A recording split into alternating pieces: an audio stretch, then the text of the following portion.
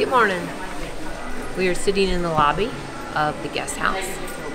It is December 23rd on Saturday. We are waiting for the lady to pick us up from Memphis Road Tours, Sue. We are going to Tupelo from 9 a.m. to 6 p.m. I'm sure it will go a little over. She's going to take us everywhere when we're there to see everywhere Elvis has been, Elvis has done. So that's what we're waiting on. For those who don't know, Tupelo is where Elvis grew up and was born and raised. Good job, ladies. Now.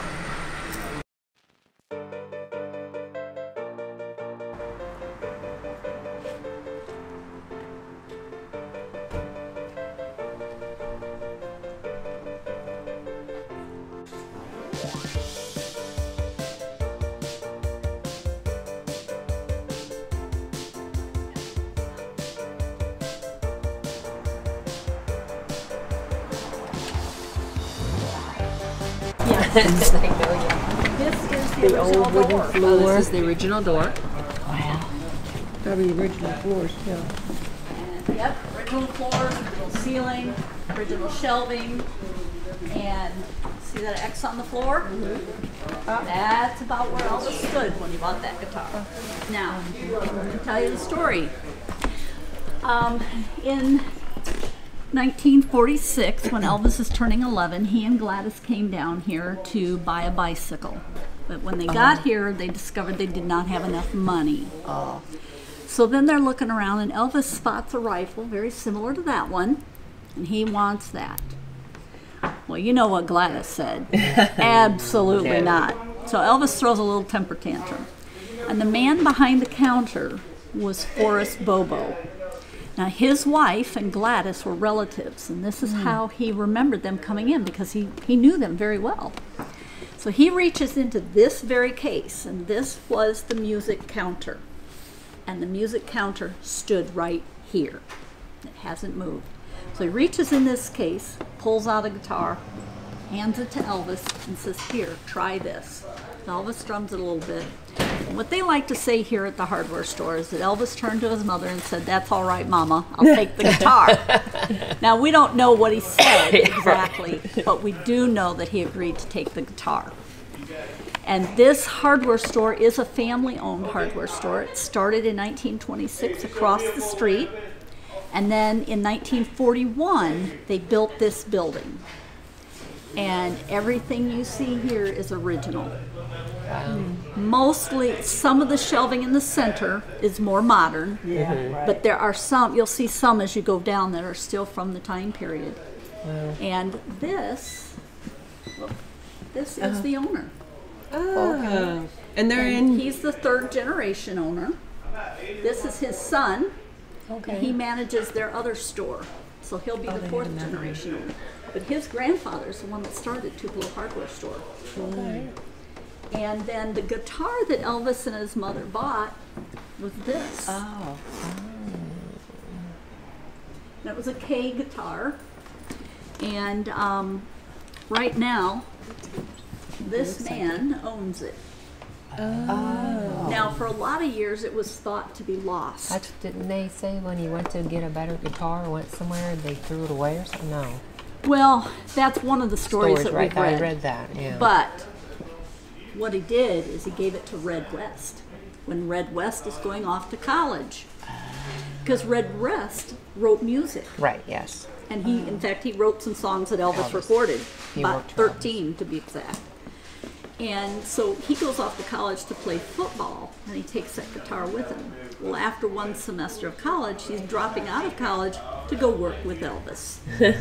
So, what does he do with the guitar? He gives it to one of his football teammates who had it his entire life. And he would tell his brother, his family, that that was Elvis's first guitar. He wouldn't say anything more than that. Now, he dies, and his brother inherits the guitar. He takes it to an auction house in New York and says, "This is Elvis's first guitar." And he says, "Well, how do you know?" And he said, "Well, that's what my brother told me." And they said, "Well, you know." But they're looking at it, and it is from the time period. It is a K guitar, and they knew that that was what Elvis had bought. So they were pretty sure that it could be, but they weren't 100%. And guitars back then did not have serial numbers. So what did they do? They contacted this man and said, we think we might have Elvis's first guitar, but we're not certain. And he says, well, tell me what you know about it. And as soon as he said the brother's name, the one that had died, he recognized him as a football player in the state of Alabama. And he knew that Red West had played football with him. So what does he do? He calls up Red West and says, tell me about you going to college and a guitar. He says, you know about that, huh? Well, I'm suspecting. He says, well, Elvis gave me his first guitar, and I gave it to a friend of mine when I left college. Well, who'd you give it to? He said the name, and it was Ronnie, and I can't think of the last name. Okay. And he said, yep, that's the guy that died, and his brother inherited it. So he buys it, and he gets Red West to write a statement saying that it is What is that tape? What is all over it? Tape? Well, the guy that got it from Elvis, or got it from Red West, he didn't take very good care of it. Okay. And it started to kind of split apart, so he taped it. Okay. So And that was now you have to leave the tape. yeah. You don't want to try and restore it, because then it loses its value. So for some reason, I always thought it was a little guitar. It was a full-size guitar. It's not a full-size guitar. It's a little bit smaller, but wasn't it's a not little kid. tiny. Yeah, I thought it was for some reason a Elvis small. was 11. Okay, that's right, because he moved when he was what, 12? Yeah. No, they moved when he was 13. 13. Okay. And the statue at the birthplace, one of the statues, is Elvis at age 13, and it is life-size. Okay. And so at 11, I think he was pretty tall. Okay. So, and this is where Elvis and his friends used to go swimming. And I'm going very slow so that everybody can see it, because it's kind of hard to see. Yeah. Wow. Now, Guy Harris, who was one of Elvis's childhood friends, he just died in 2020, so he lived to a ripe old age. He did not die of COVID. That's the first question everybody asks. He died? No, he didn't. But he told us that they swam in the nude. Oh my gosh. The reason they did was their probably 'cause his mothers mother, didn't would want be them swimming, mad. afraid they would drown. So they'd take off their clothes, swim, and then they could put on dry clothes. Now, these buildings to the left were not here at the time. This was just a forest. They would just go through the forest. And when they would enter the forest, their mothers might ask, are you boys going swimming? No, man, we're going to build a fort in the forest. Lying through their teeth. Did you ever? Now, this street was originally called Old Saltillo Road, and that's what it was named when Elvis lived here. But in 1971, when the birth house opened up for tours, they renamed the street to Elvis Presley Drive. And that even precedes Memphis renaming Elvis Presley Boulevard. Then this is the beginning of the birthplace property. Okay, there's about 15 acres here, which actually, when Elvis lived here, he didn't own 15 acres or live on 15 acres. This is just 15 acres of Orville Bean's property. And it came up for sale, and Elvis drove by here in 1956 when he came down to do that concert. And he discovered it was for sale. And so he donates all of the money from his concert so that the city will buy this property to make a park for the kids. Now that is Elvis's home. His father built it. Over here. Yeah. And it is on the original site that it was built. See, people say no, people say yes. That's what I heard. Well, you know what? I trust Tupelo. Right. So it is. Because everybody's Yes. like, no, it was by the railroad tracks.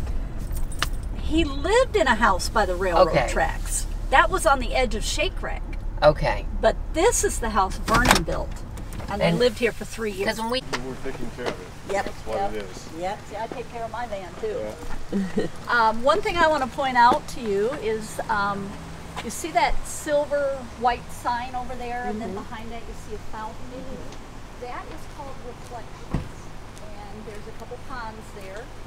And there's a bridge that goes over the ponds, and at one end of the bridge there is a seat or a bench in honor of Elvis and another bench in honor of Lisa Marie.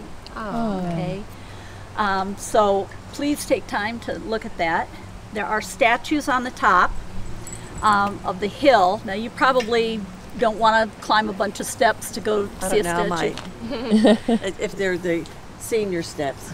Well, they do have like a handicap ramp, but it's, you know, like this.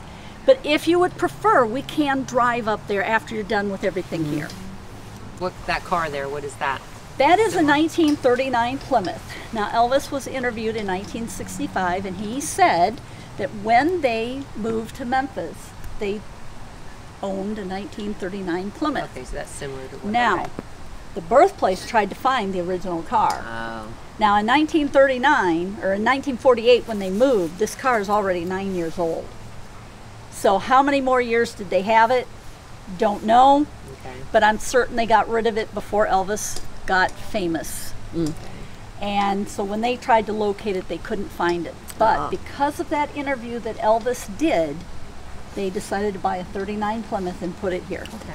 A lot of people ask, well, is it the same color? I don't know, but I do know that in 1939, they only had two colors, green and black. Black, okay. So we have 50% chance that that's the color. Well, probably they could ask Billy Smith, Yeah, because he was in never it. thought to ask Yeah. that.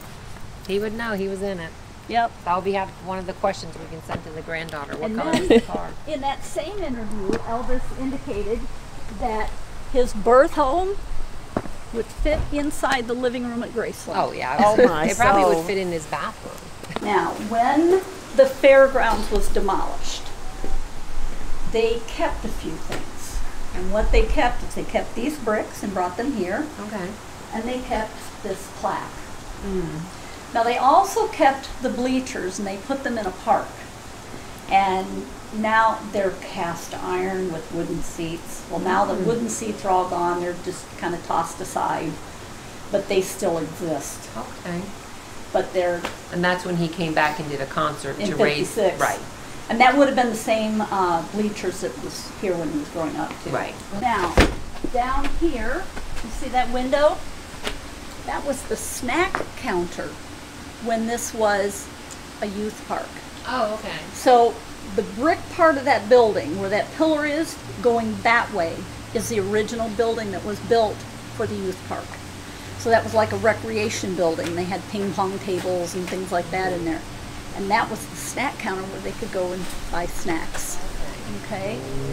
Then on that wall, you see those plaques. That is called the story wall. Now there are more plaques than that. There's some on a wall on the other side of this, and then there are some on the back side of the building. And those are people that knew the Presleys, and it's their thoughts about them. Some people are relatives, some are pastors, like Forrest Bobo that sold the guitar, and so on. So there is what we call the Fountain of Life. And the fountain is very symbolic of Elvis's life. There's a spout of water coming from the top for each year of his life here in Tupelo.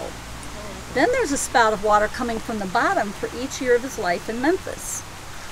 And the fountain is built with 3 types of brick and stone that came from the Tupelo area, about 10 miles from here actually. And the fountain as a whole represents his generosity. But the bricks and stone represent the firm foundation that he'd received growing up in Tupelo. Now, when you're ready to go in the house, open the door like you own the place. There's somebody in there that'll tell you about it. And then you'll notice there's a black circle of pavement that goes around the house, and that is called the Walk of Life. And there is a brick signifying each year of Elvis's life from 35 to 77. Then there is a larger brick that goes from 35 to 48 that talks about something that happened that year that had an effect on the Presley family. Now, that stops at 1948 because that's when the Presleys moved to Memphis, and they let Memphis tell the rest of the story.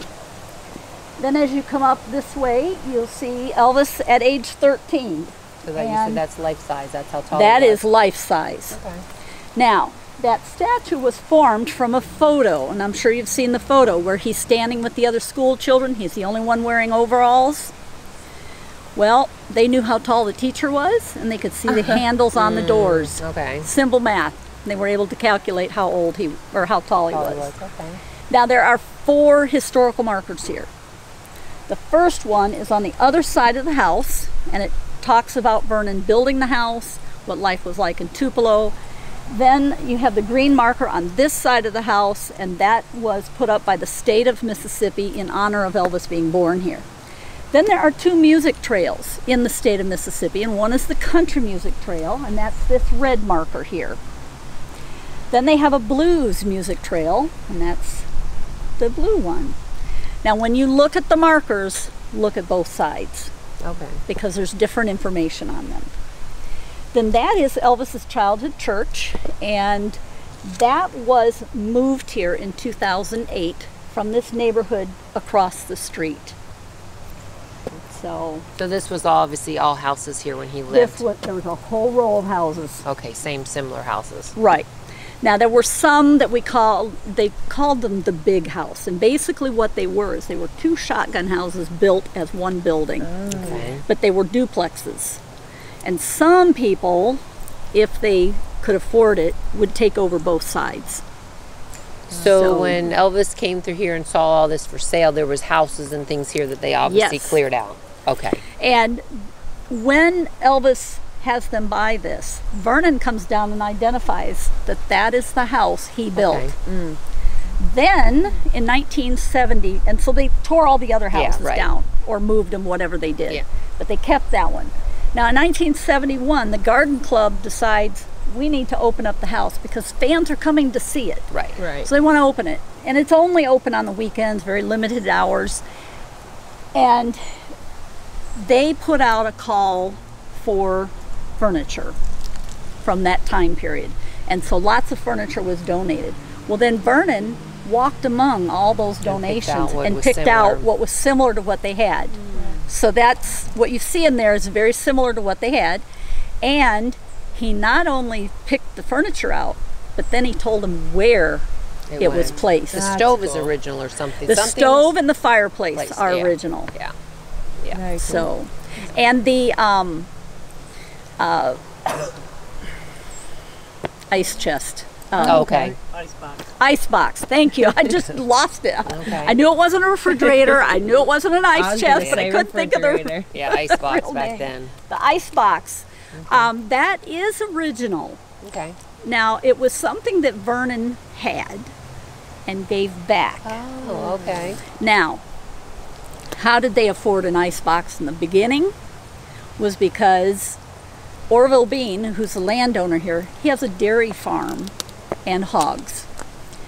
And he has ice boxes to keep the milk cold until he can get it to the store or wherever. Okay. And then when electricity comes to Tupelo, he puts in electric refrigerators and he gives the ice boxes to his sharecroppers. And that's how the Presleys got it. And so that has returned. Okay. And then I've been told, and I've not actually verified this, I mean, I need to ask the director here. There is a hat that hangs in the living room, and I've been told by previous workers here that that is an actual hat of Vernon's that he gave them. Okay. Now, I don't know Right. 100% that that's true. Right. So I need to verify that, and I know he's not here today. Okay. So anyway, let's go into the Memorial Chapel and talk about that. This is the Memorial Chapel. This was built after Elvis's death, and Janelle McComb was a childhood friend of Elvis. And she is also the curator, or was the curator of the museum here, and all the things that you see in the museum were given to her from Elvis. Now, she visits Elvis at Graceland, and when you're in the museum, you'll see a picture of Janelle at Graceland, I think using the phone actually. And she had a conversation on one of her visits with Elvis and said, you know, if the fans wanted to do something in your honor, what would you like? He thinks for a moment and says, a chapel. A chapel where my fans can go and meditate.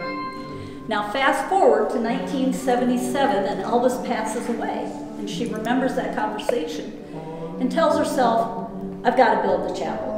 So she contacts all of his family, his friends, people he worked with, and all of the fan clubs and asks for donations. And so this was built with donations. Now if you donated enough money to pay for a particular item, you'll see a little plaque on it. Some of the names you might recognize, like Aunt Delta, Colonel Tom Parker donated a bench, Charlie Hodge, Kathy Westmoreland, Billy Smith. They've all donated things. Now, ground was broken in March of 1979, and Vernon Presley attended that groundbreaking. He briefly spoke, and the one thing that everybody remembers him saying is that Elvis would love this, and I have to agree. Now, it opened to the public on August 17th, 1979, and Vernon Presley did not attend that because he passed away the end of June. And I think it's appropriate that they play Elvis's gospel music here. And one other thing I want to tell you is the stained glass that's in here was all done by Lockoff Studios out of Memphis. And they are the same company that did all of the stained glass inside Graceland. So how appropriate that they did it here. Yeah, right. Now, at the time, they donated this entire front wall. It was valued at $40,000 in '79. I have no idea what it's worth today. And it has a theme, and it's called the Lord's Prayer. Then on the back wall, there are 18 windows. Each window has a meaning, and the meanings are found in the picture frame, starting with the left going to the right. Now, what's different about the stained glass in here is it's put together with black cement to give it the strength to be an outside wall. And most churches have lead with their soft glass, and it's very thin stained glass. This is very thick. And then they usually put plexiglass or glass over it so it doesn't crumble and stuff. But I just think this is wonderful. Now they do use this. People get married here. During any festival, they may have a speaker in here talking about Elvis. He wants the double A, the biblical spelling. Oh, okay. Now, to change your name legally, you have to go to the state where you were born. Right. Well, they look up his birth record. And it had two. It had two. Right. Now, the doctor fills out his record. Yeah. He has to send it to the state, and then they transfer it into their records. When the transfer was made, somebody changed it, because I've seen both birth records. Okay. The doctor's birth record has 1A. The state has 2 A's. And then I've seen documents that Elvis has signed as a child with 1A. Okay. So we believe that's what his parents intended it to be. It was 1A, okay. But he went ahead but he goes by the 2 A's because he wanted to change it, and that's what it was. Yeah. Right. Yeah, Okay. so he didn't have to go through the legal process. But in 1989, the Overlook was first dedicated, but it didn't look like this. It had 4 benches with no backs, a tree in the middle of the 4 benches, and this plaque that you see here. It was done by BMG and RCA. Oh, okay. And then about 10 years ago,